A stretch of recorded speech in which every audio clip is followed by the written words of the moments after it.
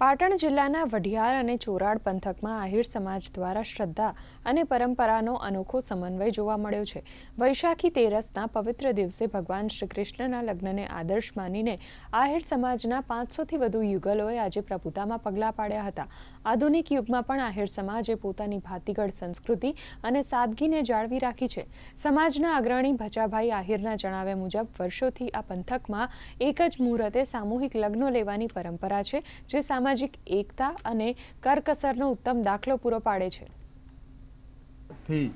શ્રી ચોરાડ, વાગડ, વઢિયાર અને ખડીર વિસ્તારના આહિર સમાજમાં ભવ્ય રીતે વૈશાખ સુદ તેરસના અજવાળી રાતે શ્યામની સાક્ષીએ લગ્નો યોજાતા હોય છે અને અત્યારે પણ 500થી વધારે લગ્નો આ વિસ્તારમાં યોજાઈ રહ્યા છે.